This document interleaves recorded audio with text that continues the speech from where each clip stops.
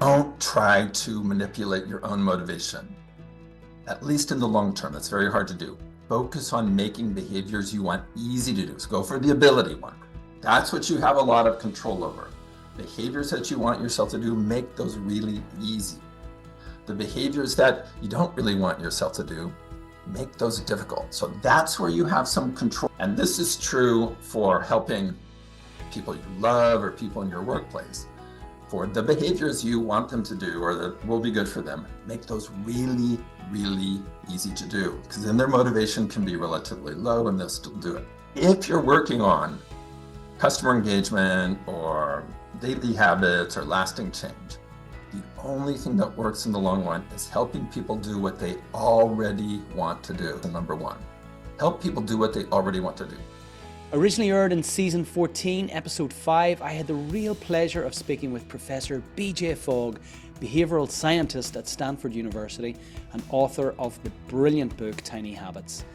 In this episode, BJ introduces his BMAP formula, that is, behavior equals motivation plus ability plus prompt.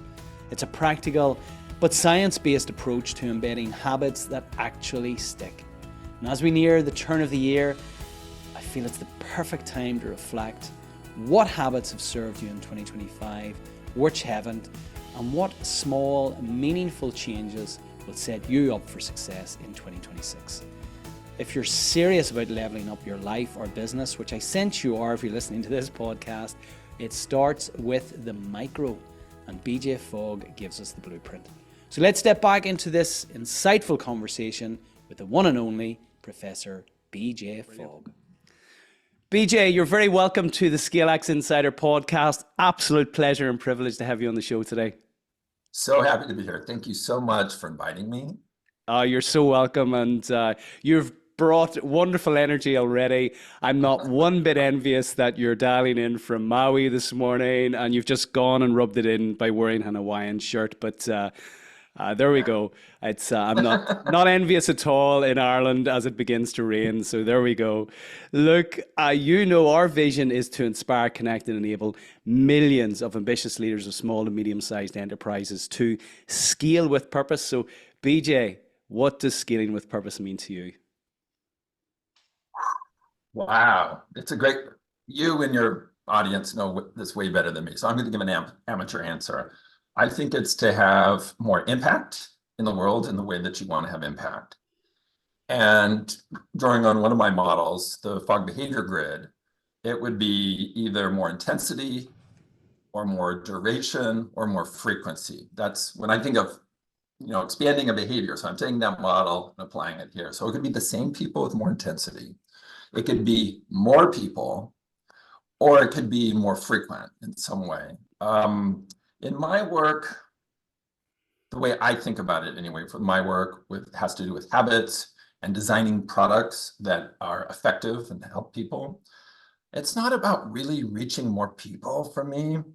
It's like reaching the right people and helping them in in-depth ways. So I don't want the superficial, you can see I've kind of stopped social stuff because that's like this broad, thin layer. And I'm focusing on finding the right people to work with me, learn my stuff, et cetera, and going deep with those people. So that's, for me, scaling anyway. Oh, I love that, actually. We've never had that before.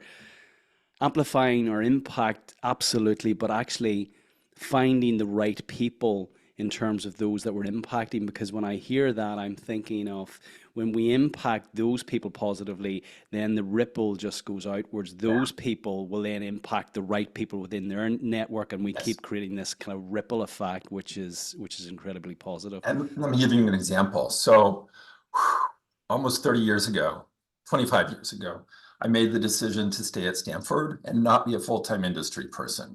And the reason for that was the students who take my class or do research in my lab can then go on and impact millions and millions of lives in a way I cannot. And that's really become my game plan.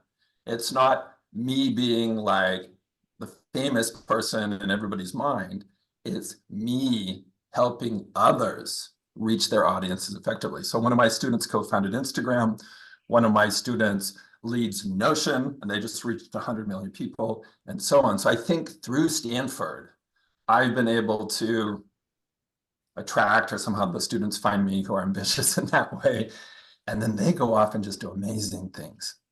I love that, and we're very aligned on that in terms of our approach and what we do in terms of impacting small and medium-sized enterprise leaders to scale with purpose, because ultimately they create this energy within their leadership teams, within their companies, that sends a ripple out into their communities, to society and the economy at large. And when you actually impact enough SME leaders, then ultimately these ripples start to join up, and it really positively impacts the economies that we're Yeah. operating within. And we're gonna speak to that today. But I just want to point out to your listeners, I think of you every morning when I wake up. Now I'll tell you why in a moment, without that sounding creepy. Because every morning that I wake up, I say to myself, today is going to be a great day because I am going to make it a great day. That's so So good. something you've coined as the Maui habit,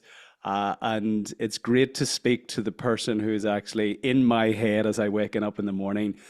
Tell me, why is this impactful? I mean, you're a Stanford professor. As people are hearing that, they go, come on, that sounds a little bit Yeah. woo. You're clever guys. Why are you saying this? Yeah. Well, as a researcher, so I'm a quantitative researcher, mostly experiment. So I did not do an experiment on the Maui habit, but there's other ways of getting insight and finding what works. And there's practice, hands-on practice. And so for me, the Maui habit was more doing it in my own life, just saying, today's going to be a great day, or it's going to be a great day as soon as I get up. And then I started sharing with people and it worked for them and others and others and others. So it wasn't like I did an experiment and they said, okay, therefore do this. It was from practice. I'm a huge fan, by the way, of practitioners, people that have done and helped many hundreds, if not thousands of people. And this falls into that category. Why does it work? I'm not an expert on why it works, but let me make a guess here. I try to be really clear about what I know for sure and where I'm speculating. Part of it is you are setting an intention for the day. This is where I'm going. And I think that stays with you. Part of it is as you get up and say, it's going to be a great day, the very next thing that happens, if it's kind of bad or whatever, you deal with that better. It's like, oh man, today's going to be terrible and crappy, right? So you are setting yourself on an upward trajectory. So the next challenge you face, you do better. And and you build this momentum, this upward momentum. Now, to add a little bit of nuance to this, there are days that we all have, and I have, where you get up and it's like, it's going to be a hard day. It's going to be so I still say it's going to be a great day somehow. So I open the possibility that somehow it's going to be a great day, and usually it is. So I don't feel like it's a naive thing to do. It's just a few words and people should put it into practice and see if it works for them. Yeah, I really like that. It's almost a nod to Carol Dweck's work in terms of moving from a fixed mindset to a growth mindset, and in opening up the kind of fixed mindset of I can't, it's adding the suffix yet. So I like that today is going to be a great day somehow, even though you may have things going on in your life that may suggest it might be a little bit challenging, but it's almost the equivalent of the yet, which I like. You're also the result of my wife looking at me quite strangely when I'm brushing my teeth, because I incorporate pistol squats now into my toothbrushing. So it takes 2 minutes, and I'm pistol squatting as I brush my teeth. What is going on What is going on? with these little tiny habits? Well, I'll start with the nitty gritty and work out a little more general. Wow, good for you. And you're getting fitter, and it's not that much more effort, and it may be alleviating boredom of brushing. So it helps you be very consistent with a behavior that matters to you. And that's what the tiny habits method is all about. It's not about the size of the habit in tiny habits. The breakthrough for me in about 2010, when I was goofing around with my own habits and behavior, where I was just not doing well. And I was very worried. I mean, I'm 61 now. So what was I in 2010 in my 40s? And I just thought, I'm going down this slope and I'm not going to be able to turn this corner. By the way, you can turn the corner at any age, but I was worried. And I realized that it really wasn't about the size of the habit, but it's being very consistent. And then how do you be consistent? You make it really tiny and easy. So notice you don't have to go to the gym to do pistol squats, by the way, are terribly hard. That's a very tall bar. I'm going to get back to that in a minute.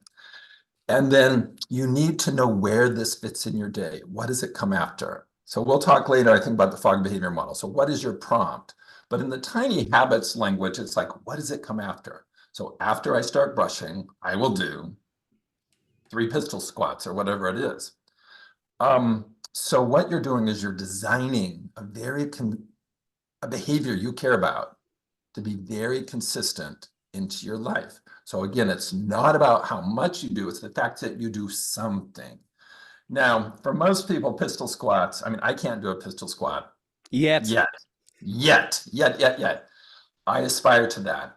But, just to do, so my thing, one of the things in the book, my Tiny Habits book and elsewhere, I've gone public with this, is after I pee, I will do 2 push-ups. And I've done that for years.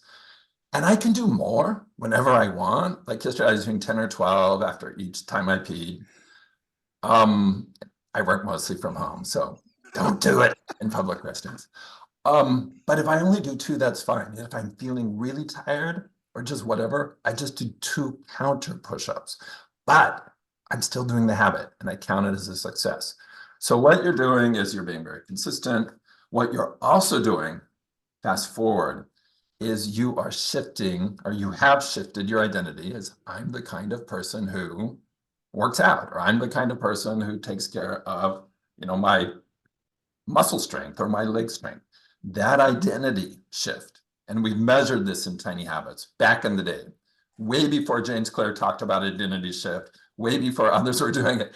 We were studying and measuring in Tiny Habits that when people do small behaviors and feel successful, their identity shifts. And it can be very specific. I'm the kind of person who takes care of my teeth. Or it can be broader. I'm the kind of person who can keep going with good habits. That's in contrast to the identity most people have is I'm the kind of person who can't stick to habits. I'm the kind of person who gets motivated and I fall off and so on. So you can shift that identity actually very quickly. And the key is to feel successful. And I don't want to call it a miracle because I'm a scientist, but the amazing thing is the feeling of success can come from doing something very small, just 2 counter push-ups. And if you let yourself feel successful, yes, the habit wires in quickly because it's the emotion, not repetition, that creates habits of emotion, then it also shifts your identity. And then that has a larger ripple effect on your life. So I'm the kind of person who takes care of myself, boom, then throughout your day. As you come to decision points, things that are not habits, you're more likely to say, well, I'm the kind of person who takes care of myself. So therefore, I'm going to choose this to drink rather than that to drink. And just on that, before we move on to the Fogg behavior model, should we affirm after we do something like this? Should I be affirming after the pistol squats that I'm the kind of person who maintains a healthy body and a healthy mind? Is that something I should be saying in order to invoke the emotion of feeling successful, or is it just enough to do the habit? Yes, there's a little bit of nuance here, and I'll be brief, and we can go deeper now or later if you wanted it. So it is the emotion you feel, and you know this, but I'm re-explaining it. As you do a behavior, it's the emotion you feel that causes it to become automatic or a habit. It's not repetition. All of that stuff is hogwash, y'all. Look it up, look at it carefully. The research does not say it is repetition. So if you naturally feel successful, so let's say I use this pen for the first time and it's like, oh my gosh, my handwriting is amazing. Well, I naturally feel successful. This pen will become a habit. But on things like pistol squats and push-ups and flossing your teeth, you don't leave that to chance. You self-reinforce. And this is one of the hacks in the Tiny Habits method that I, in 2011, rolled this out. And we call it celebration. Doesn't matter what you call it. But the key is to hack your your brain basically by allowing yourself or causing yourself to feel successful. That then makes that behavior become more automatic. That's what creates the habit. So now the nuance, so that's the principle here. Now, when you step back and look at it, it's like, oh yeah, we reinforce dogs, we reinforce kids, we get them to, we can self-reinforce. That's what we're doing here. It's not woo-woo, is we're self-reinforcing and we're doing it deliberately. Now, the nuance here. Now, I have Tiny Habits coaches that I help train, and they're amazing and they're wonderful. And this is a little bit in the Tiny Habits book, but really with the coaches in the coach community, they know this very well. The question is, do you reinforce at the beginning of the habit or at the end of the habit or in between? And the answer is it can be all of those, okay? Now, for pistol squats, if it's very, very short, and if there's a mirror, you could be looking in the mirror and you could be reinforcing the whole time, like good for me. And I would probably, for me anyway, it's like good for me. This will help me continue to be number one on hydro in my age category, right? It could be broader, like good for me, this helps me be healthy. But I have this thing about hydro, and quietly, I mean, nobody follows me on hydro really. So it's just this quiet pride of like, yeah, I want to not only be the best in my 60s, but I want to be better than anybody in their 50s. And I want to be, so I would be thinking that like these pistol squats are going to help me achieve this thing. And so connect the habit with something that matters to you. And the more specific it is and the stronger that aspiration is, the stronger the feeling, the emotion you can create, and then the faster the habit wires in. Now, for longer habits, like going to the gym, celebrate the initiation, the start. Because if you wait till after an hour and then you go, good for me, after you work out, you want to reinforce the onset of the behavior. If it's a longer one, if you want it to be longer, but for something short, like 2 push-ups, flossing 1, 2 pistol squats, you can do it at the beginning, during, and because it's just very, very short in time. So that's kind of a nuance, maybe too detailed for right now. No, I'm fascinated, and we haven't even got into the meat of the podcast yet, and I'm already my mind is ticking over here because there's a couple of things I've just realized. Actually, you've had more impact in my life than actually I initially thought about coming on to this, because you're the reason now I brush my teeth with my left hand. And you're the reason now that I floss my teeth as well. I'm just reflecting back. I have your wonderful book here, Tiny Habits. For those who are listening, you won't be able to see BJ's book, Tiny Habits. I encourage you all to go out and get a copy of this. Regular listeners to this show, I have no doubt, will have already consumed this. But for those who are not familiar with it, go and get this book. It's a game changer. I'm going to come to celebration a little bit later, and before we move to my first question, actually, Okay. I want to just pick up on the point that you made about kind of habits aren't reinforced over time. It's the attachment to the emotion that we feel. So I think for lots of us, and for those listening, they'll believe that habits are reinforced after 21 days. So what you're saying is that this isn't the case. Yeah, let me change the language a little bit, and let's not use reinforce in that statement. Habits do not form because you are repeating a behavior. That, and people have said 21 days and the 66-day thing came out. That is hogwash. Go back to the original study, especially if you're a researcher, and look at that. So it's not sheer repetition. It's just like, I'll use a quick analogy. This may not work. So if you find that people that go to the gym frequently end up being fitter, you're like, great, just go to the gym. Just go frequently. And people go to the gym, sit in the lounge, eat donuts, drink orange juice, watch TV. No, it's what you do, what you experience at the gym. Same thing with habits. It's not just doing a behavior. It's your emotional reaction. And if you have a positive one, subtext, or if the behavior alleviates an anxiety or a stress, right? Which is a net gain in positive emotions. That's what social media is doing. That's what smoking does for some people. You go from a negative state to a less negative state. That's a reinforcer. So in tiny habits, you focus on the positive. You have a way to help yourself feel successful in the moment as a way to self-reinforce.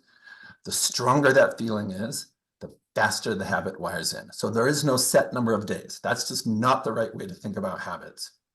And to understand that it's emotions. And once you understand that, you look around at other aspects of the world, including products that have become habits.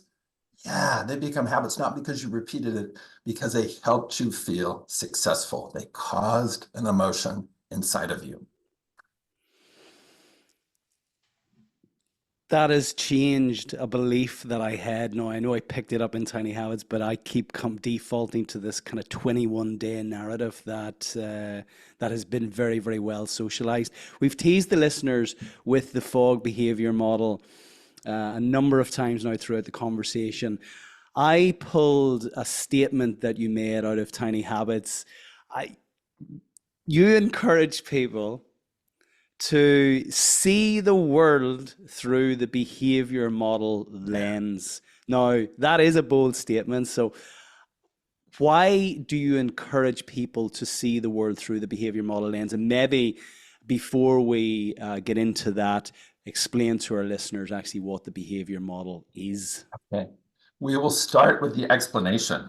And I'm going to show a little bit in, this is the US version of the Tiny Habits Oh, book. very good. And I spiral bind mine copy. And I do this for my coaches and other people. I'm jealous now.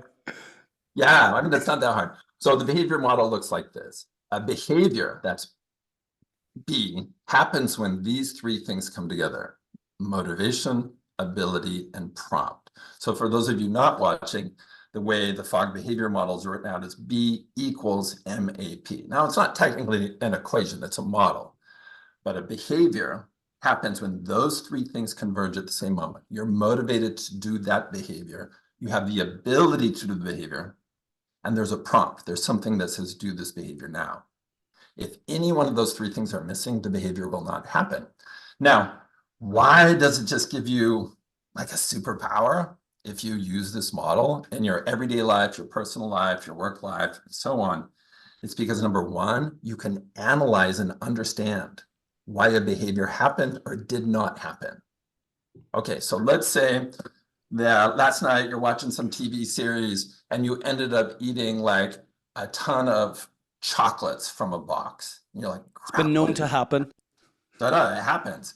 Well, the behavior is eating chocolates. The motivation is, oh, maybe you were seeking comfort or relief that a chocolate would give you, or you're just seeking the taste. The ability was there because you had the box of chocolates, and the prompt was there because the chocolates were sitting there. So it's like, well, okay, it was so easy, and the prompt was there, and the motivation was there. Therefore, I ate the chocolates. That's why I did. So you don't have to beat yourself up and say, I lack discipline, I lack willpower, I'm a bad person. No, look at that behavior and go, okay, that's why it happened. It is straightforward. I was prompted to do something that was really easy, and I had motivation to do. Now, you can then design behaviors out of your life by saying, how do I remove the prompt? Well, maybe I take the box of chocolates and I put them in my trunk or something like that. Or how do you make it harder to do? Maybe you, like in our home, there's no ice cream in this home. And also no bread, because we love ice cream and we love bread. And if it's easy to do, we're going to eat it. And so it's like, make that really hard to do. Yeah, we could drive to the store and get it, but anyway. So the behavior model lets you understand why a behavior happened. And that could even for like a product or service. Why is this company just killing it with getting people to enroll? Well, they're tapping into their customer motivation. They're making it easy, and there's a prompt. So you can analyze and understand that. And then you can also design for your own personal life or business purposes. Like, here's the behavior. Is it tapping into motivation, ideally that already exists? And how do you make it really easy to do? And is there a prompt, right? And you can design those things. Now, everybody listening, you've done those things before in your life, but maybe accidentally. maybe accidentally, right? But now with the behavior model, you can be very deliberate about it. And there's just so many examples where we could go on this, Brendan, but I'll stop there. So the behavior model helps you with analysis, so understanding of behavior, and then design, so you can get the behaviors to happen yourself or others that you want to have happen. And just before we go any further, is there any hierarchy to the actual components of behavior in terms of motivation, ability, and prompt? For example, take the chocolate example. So ordinarily, I'm not motivated to eat chocolate, but if I'm sitting watching a movie with my wife and my wife has a box of chocolates sitting there, so now the ability to have the chocolates is very much present. And the prompt might be that my wife has just literally taken a sweet out of the box and said and invited me to have one. Ordinarily, I wouldn't be motivated. But now, with that invitation, given the ability in the prompt is quite high, my motivation is typically low, but it's likely that I'm going to have the chocolate. Yeah, so let me map that scenario to the behavior model, and then I'll get back to your question. It's a great question. So the written version is B equals MAP, but there's a graphical version. And you all, if you're not watching the video, or even if you are, you probably want to go to behaviormodel.org to see the visual model. It's really important because it shows the relationship between motivation and ability. And it looks like this. There's this curved line. And if something is really easy to do, even though your motivation is low, if it's really easy to do, when prompted, you will do it. And Brendan, that's exactly the scenario you described. So on the flip side, if something is hard to do, you have to have high levels of motivation to do it. So that's the problem with like, oh, we're gonna, I'm gonna work out for an hour a day from now on. Well, that's hard to do. Your motivation level has to be high. And so that's what this curved line in the model is showing. It's that relationship. Now, in words, it's this. The easier the behavior, the less motivation you need to do that behavior. Now, that's for good or bad. I mean, it's good, like flossing one tooth. You don't need to be super motivated, right? But also the chocolates, the easier it is, the lower the motivation level. On the flip side, the harder the behavior, the higher the motivation needs to be. So if I take the ice cream, or if we have no ice cream in the home, and we have to go to the store to get it, my motivation has to be really high. Because like, let's get in the car, go to the store, deal with all that, come back. So, and usually it's not, it's like, I'll just do something else. I'll eat this coconut yogurt instead or something. So that a relationship, to my knowledge, so this is 2007 behavior model, I brought that forth to the world, that we know that's how it works from our everyday experience. If something's really hard, we have to have high levels of motivation, et cetera.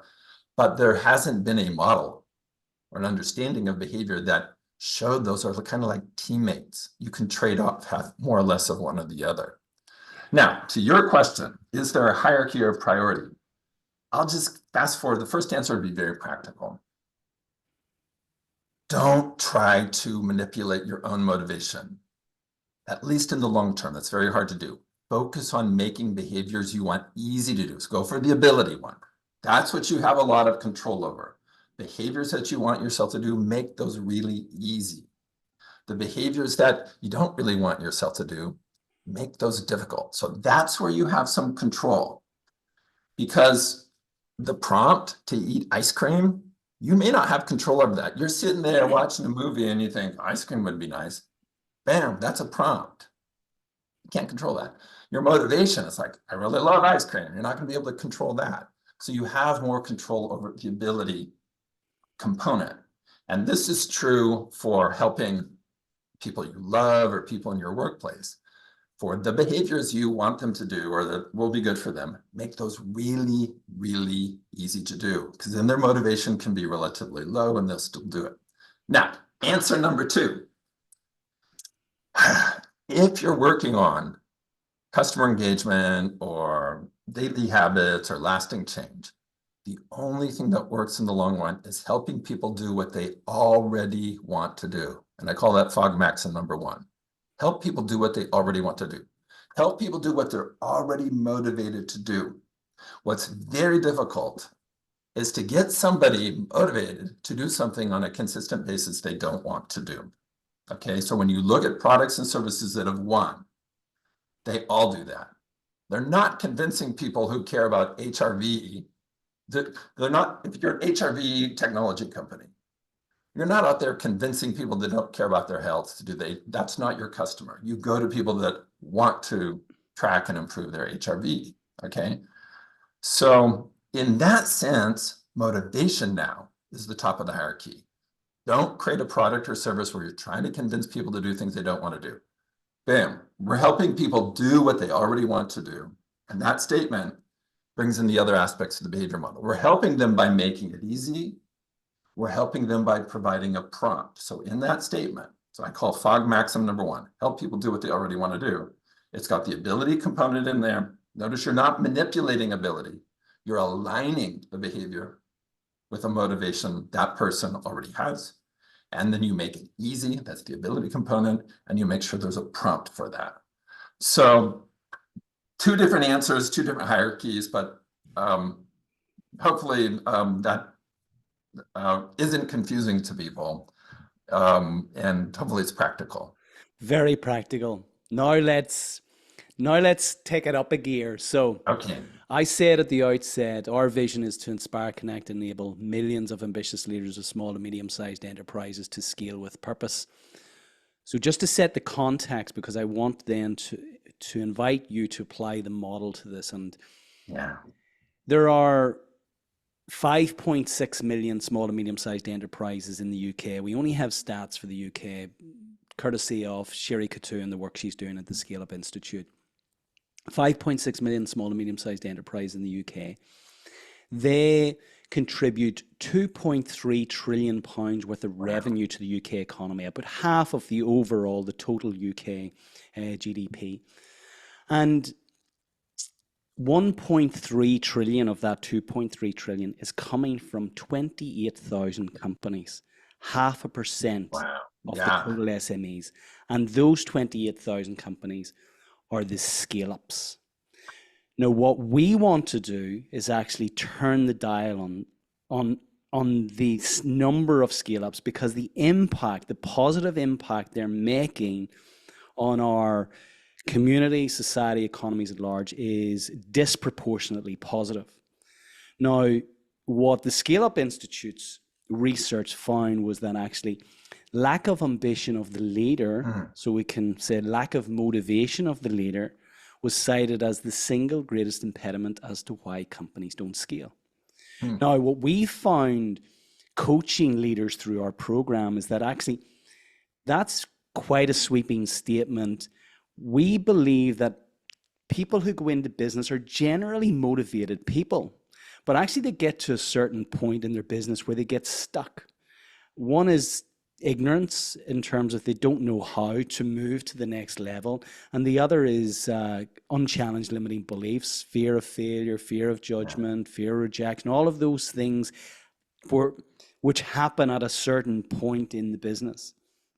And we want to kind of motivate more leaders out there to scale with purpose. Yeah. So this is why I'm fascinated with the model. We created our own ScaleX 10 principle framework, which is basically the roadmap, the guide to make the ability component of the Fogg behavior model easier, so we could kind of remove the ignorance piece. I see the word enable there in your background. There we go. That's ability. Exactly. So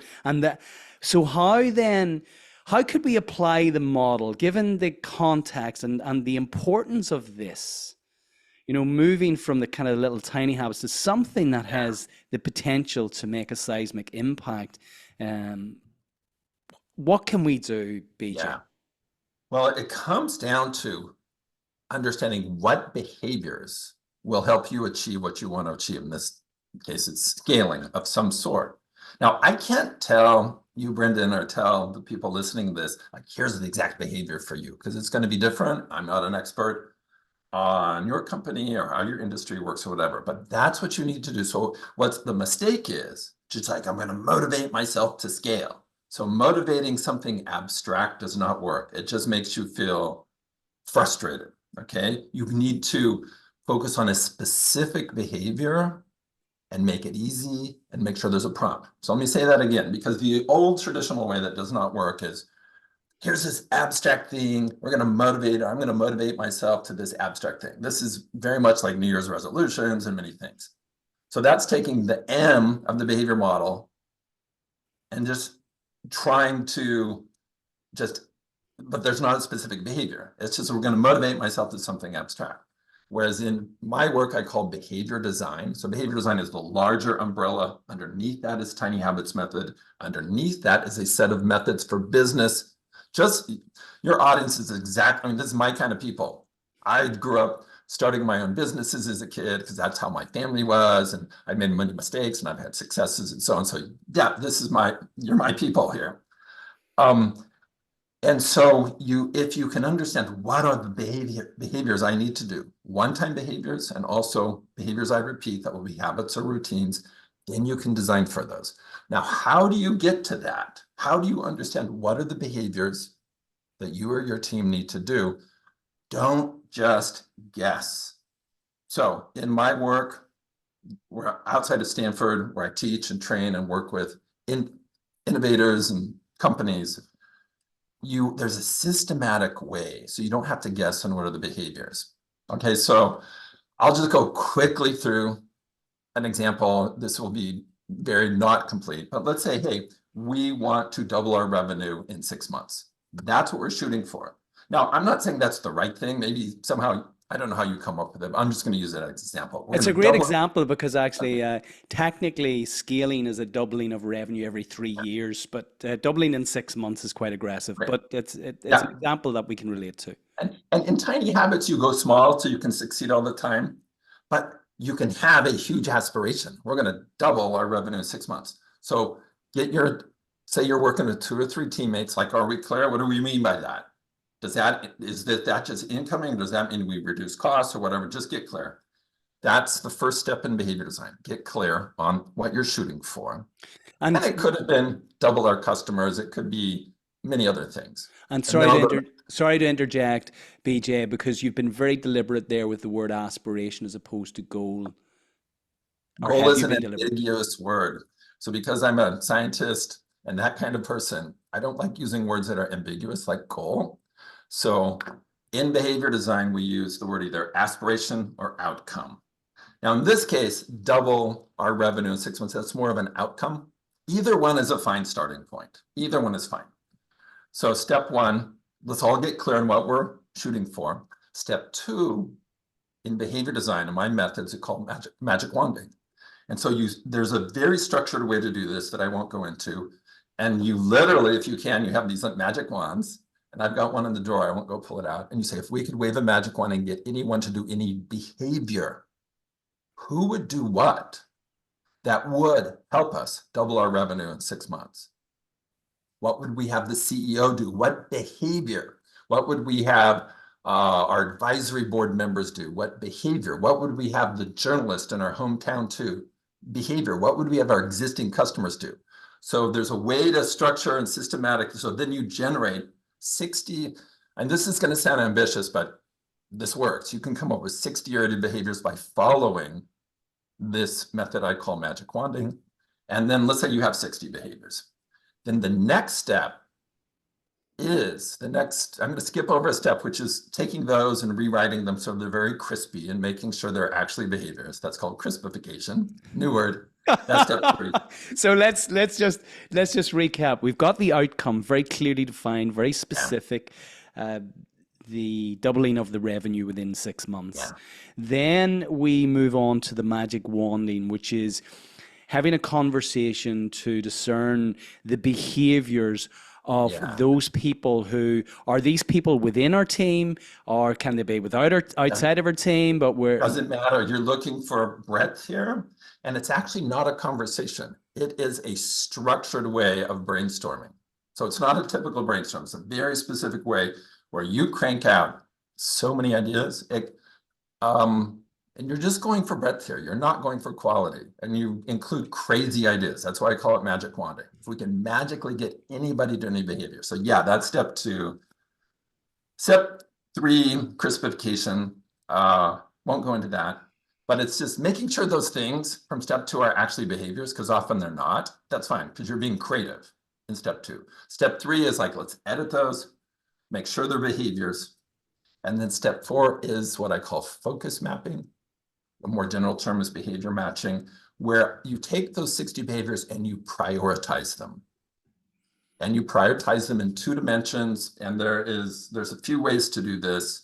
I talk about it some in the Tiny Habits book, but for business purposes, you really need more in the Tiny Habits book. But the 2 dimensions are impact of these 60 behaviors, and you sort them ideally as a team from very high impact, very effective at helping us double our revenues in 6 months, and the ones that are not. So you don't think of feasibility, you think of impact and effectiveness.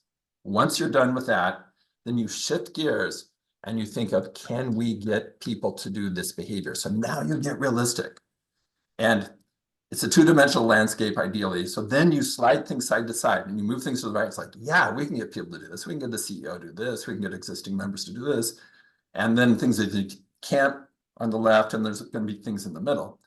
And so at the end of that focus mapping step, number 4, you look in the upper right-hand corner, and those are the behaviors you design for, and you forget all the rest. Okay, so you might find 3, here are the 3, and we call them golden behaviors, and you take the other 57, you put them aside for now. And then for those 3 golden behaviors, it's like, okay, how do we make these easy? And how do we prompt those behaviors? So it's a system. So I 5 minutes ago, I said, do not guess, because you don't have to guess. You can go through this systematically. And especially if you work with your team where you reach consensus. So you don't have to then later you're not arguing. It's like, hey, we agreed and we together derived. These are the 3 things we're shooting for in order to double our revenues. Next step is you put it into practice. And you troubleshoot if you need to tweak some things and so on. So there's a more nuance. The full-on training I do is 16 hours spread over the course of about 6 weeks. So I spend about 6 minutes. There's more, but that is hopefully gives people a sense of it's a system and it's a process. And the behavior model is critical to that. Once you have behaviors, so the first 4 steps are just figuring out what are the behaviors. Then when you have those, then you apply the behavior model and design for them. Let's run through an example. Take the CEO's role. A lot of people listening to the show will be CEOs, will be leaders of businesses, entrepreneurs, founders. So in the example that you've laid out, the outcome here is the doubling of revenue within 6 months. We're magic wanding. What would you expect to see in terms of the behavior of a CEO in the context of actually doubling revenue in 6 months? Yeah. I'm just going to make this up. Yeah. I'll come up with 5. I don't know what I'm going to come up with, but with practice, y'all, you can get really fast at this. So I'll just demo a little bit. Every Friday, the CEO has let's change it. Every Monday, the CEO has a doubling the revenue meeting for 30 minutes with these 4 other people for the next 6 months. Bam, specific behavior. Weekly behavior that happens over six months. Number 2, our online data analyst submits a report about how we're doing online every Friday by 2:00 for the next 6 months. Boom. Number 3, our customer experience expert surveys our customers 20 customers once a week, so they tell us what they love about our product. That's a behavior. And then another behavior, I'll count this as 4, that person then shares the insights with the team on the Friday meeting. That's a separate behavior, but an important one. And I'll pick an odd one too. And this is a one-time behavior. So notice some of them are repeated and some of them are one-time. Our CEO invites the top journalist in our field to go golfing on a beautiful golf course. Bing. So it didn't say that accepts, the CEO invites. So then somebody helping the CEO says, okay, how do I make it easy for our CEO to invite? What's the prompt? Oh, we figure out who it is. We pre-write the email. We sit down and say, okay, here's the text, send this now, because the CEO's got a lot going on. And then it happens, right? So those would be 5 things. I don't know if they're great things, but you'd say you come up with 60 things like that. And then you prioritize them. You're going to have some real surprises and some real breakthroughs. So again, you're not guessing. You are going through a system to figure out what are those behaviors that will help us achieve this aspirational outcome. Can anyone do this, or is this something that is this a system that people have to be coached on? You say that you train people over a course of 16 hours. Do you have material on this, BJ, that we can point people to on your website? Or to be very good at it, you probably, yes, you do need to do some training. But I'm hoping, even through this, I'm always about providing value, that people go, okay, I get it. There's a system and you can kind of do it. The 16 hours is like the Rolls Royce, the gold standard. We have a smaller course, and then we just launched an online course that's not expensive, and it's 6 hours. And I have probably 800 hours of videos of me teaching, hundreds and hundreds. Vimeo library, I've had to pay for all this storage. And so we grabbed the best little like segments from the various teaching things and put them together in this course. And it's working really well. People, we did a little measure last week on people I've trained, and their confidence in designing for behavior change more than doubles. And most things like, oh, I was at a 3 and now I'm at a 9 or something like that. But to be conservative, like I like to be. So the answer is, yeah, I mean, if you don't have the resources, re-listen to that segment and try to do that, and you will make progress, right? If you do have some resources, go how you can. We also gave out, because August was my birthday month. I turned 61. Yay. you do not look 61, my friend. So whatever tiny habits you're doing, they're definitely working. We gave out scholarships because my birthday month. My colleague Stephanie said, let's give out scholarships. So we did. And these are people that really cannot afford even the online courses. And it was such a great experience hearing from them, and then what they're doing in the world. And we're doing it again. We're going to give out scholarships again. We just announced the winners. But we'll do it again. So I don't know. I really don't, like you probably. My thing is to have huge impact on the world. And I do that by helping other people learn how behavior works and learn how to design for behavior change. So I do not want money to be a limiting factor. There is some time you got to there's practice and and that's in 16 hours of training. It's very hands-on, very practical, etc. So you come out and you're a master at moderating these methods and getting it done. But the money for me is not the thing, it's impact in the world. Now, I'll say one more thing. I've not said this publicly. Maybe I should not say this. Go. For whatever reason, I looked at the top 3 selling books on Amazon this morning, and this is probably the US, maybe it's the world. All 3 books reference me and my work. And I was like, because I knew these books were talking about me and this and that, whatever. And it's like, how weird is that? I probably shouldn't be sharing this because all 3 books talk about my work and share, but all 3 books make some mistakes too in my work in describing it. I was like, I don't know how to feel about this. But my point is, this stuff works. It works.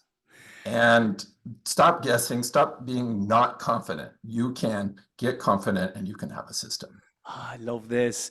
BJ, I want to consider how we could integrate the model into the work that we do. So I'm going to share with you what we do whenever we invite people into our 12-month Scaling Accelerator program or ScaleX Accelerator program. All of the workshops are aligned to our 10 principles. Big part of the work is up front. The very first principle is psyche, really understanding, getting the person to understand themselves, become aware of themselves. We talk about scaling from the inside out, and ultimately your psyche Oh, good. will present the frame, the boundaries that you've put on yourself in the context of how big you can actually scale this business, how big an impact you can make. The second principle is purpose and vision. And we take people through a process to ignite, to invoke significant emotion by getting people to craft a 10-year retirement speech.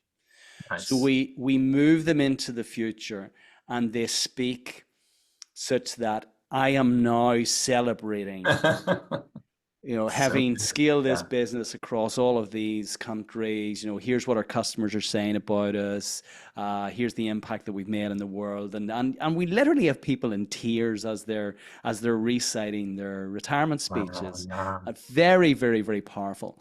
Then so that's the emotional piece where we kind of, whenever now use your language, when they're leaving that session, the motivation is really high. It's like they will go through a brick wall to Yeah. achieve what they have just cited in the retirement speech.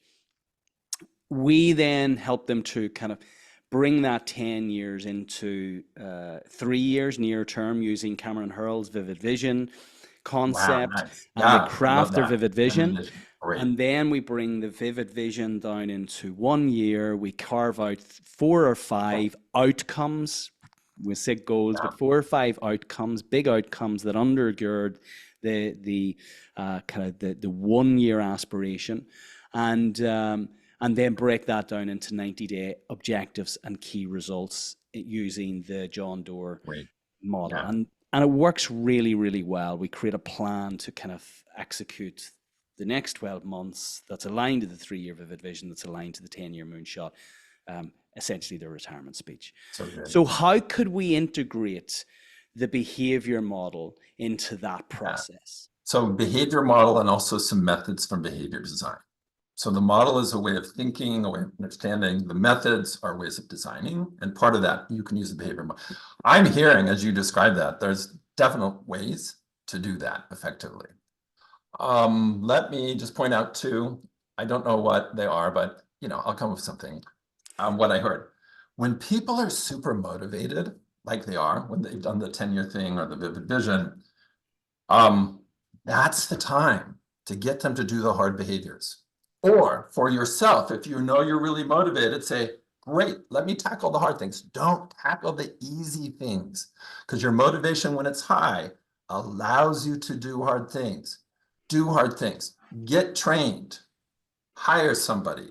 Buy the equipment you need. Redesign your space. Do these things that are hard. Because when your motivation comes down, you won't be able to do those things. So I call that the motivation wave. We're all familiar with it. But weirdly enough, in science and psychology that has never been named, as brilliant as people have been in the past, from Aristotle to William James and so on, this thing going up and down had no name. So I named it the motivation wave. So when the motivation wave is high in yourself or your customers or your colleagues or your spouse, get them to do the hard things. That could be a commitment. It could be a decision. It could be spend money. It could be put effort, etc. So that's one thing I'm hearing. Number two, when it comes down to the actionable stuff, make that even more specific. Use magic wanding to come up with what actions, what behaviors will help me get here, and just flow through part of the behavior design steps. Make sure really specific, and don't guess. You can prioritize through the focus mapping step to really hone in on the ones that will have impact and you can actually get yourself to do. So as you're describing it, Brendan, I'm just seeing how the methods in the model what you're doing is great, but I think it can strengthen even further and make it more practical. And, you're giving people the how-to. You're not, people want to succeed, but you're giving them a how-to and giving them encouragement. That's where I see the inspire to go down this how-to path in the face of fear and anxiety, right? And that's a demotivator. So I'm afraid, but you are giving them encouragement and you're getting them above the action line to take these actions. And that is super important. Yeah, I love that. And I'm going to explore this further. And I always do a wrap up with my co founder, Claire, who's just an incredible lady. And I know Claire will pick this up. We go into the companies after we've stepped and coached the leaders through a process to craft their moonshot, to craft their retirement speech, to also build out their vivid vision. We host a session where they stand up in front of their team and they communicate Wow. their vivid vision. It's very, very powerful. Great. And then we facilitate a session with their teams to help plan uh, a way to execute on the vivid vision that the leader has just actually communicated. And I feel that actually, just as you're speaking, that's the session in which we can incorporate then the behavior mapping exercise to really understand what behaviors will have to be in place in order to ensure that these objectives and key results are actually met. So brilliant. I love this. Before we move on to the close, you mentioned something at the outset, which you've highlighted before is really, really important to actually ensuring the efficacy of behavior change, which is celebration.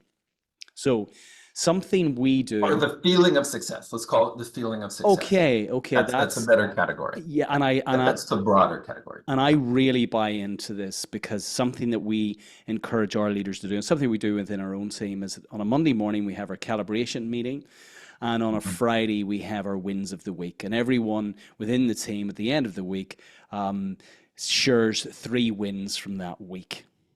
So is that something we should do? Is that something we should do more often? Yeah. What should that look like? In terms of actually really internalizing that feeling of success. In some of the wrap up, you gave me here's some closing questions. We're headed that way. So I think one of the most important things you can do is to help people feel successful. And that includes helping yourself feel successful, everybody.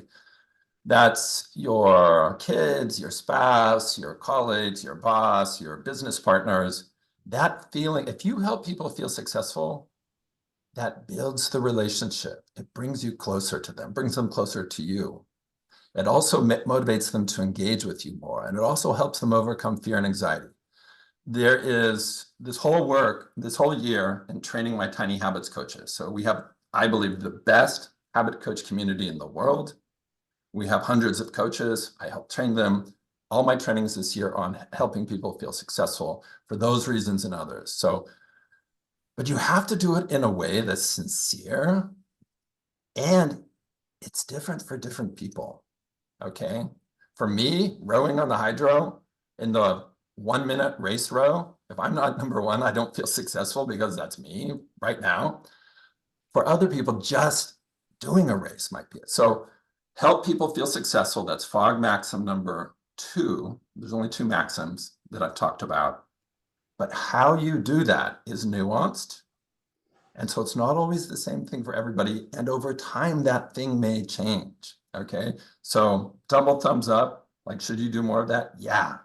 But do it in the right ways. You've touched on the close, and I feel this is an apt time to move into the close. Is there anything before we do in relation to supporting our listeners to scale with Yeah. purpose in the context of all of the work that you've done, the incredible work that you've done, BJ, and the value that you've brought to the world? And I'm delighted, and I applaud you for being represented in the top 3 books. It's right, I It's so feel. weird. It's like, what? You're too modest. If Anything. you, I am not perfect at helping people feel successful, including helping myself feel successful, but I've gotten a lot better. So obsessed with that, everybody. It's game changer. It's game changer. I'm going to give a quick tip here. I shouldn't do this. With your spouse or your kids, here's one way you help them feel successful. When they make a statement, just say, you're right. Full stop. Okay, only if you can say it sincerely. Don't say you're right, but say you're right. So this is a very specific technique at Stanford. I'll do some research on it to validate it, but people are doing it. So that's one way, especially for spouses, to just say, you're right. Try it and see what happens. Okay, next. Next piece of advice to scale is focus, focus, focus, focus, focus. Focus. What do you offer to who? And just make that as focused as you can be.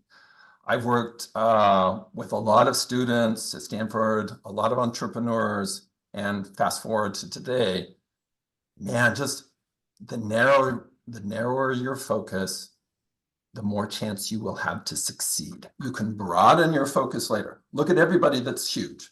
Google didn't start with all their products. They started with search. That's it. Facebook didn't start with all these things. They started with this just simple way of sharing. Instagram, one, in face of all their competition, because they focused very, very tightly what their product was and who their customer was. They wouldn't.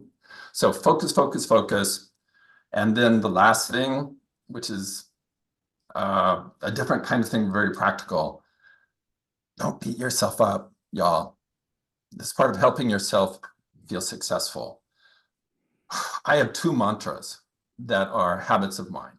One is you learn things when you learn things.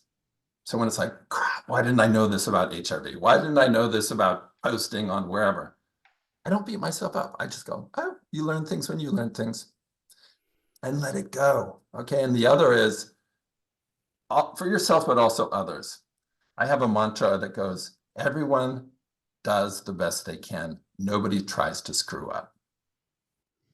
Everyone does the best they can. Nobody tries to screw up. And that gives me a lot of compassion for the person on the street who's not, going on a green light, the person that's checking me out at the grocery store for a spouse, et cetera, et cetera, et cetera. So that would be kind of a different thing, but I think it really helps you when you don't beat yourself up and when you have compassion for other people, you're going to be much more effective in your life, but also in your business. Amazing. Without asking you, you have just shared with us the three incredible timeless takeaways, I feel. So I'm not going to prompt you for anything further. If there's one habit that has been a game changer in your life, what would you say that is, BJ? There's a lot of them, but I'm going to go back to the Maui habit.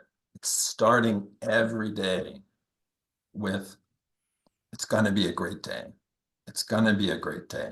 I'd have to pick that. I mean, it's so simple.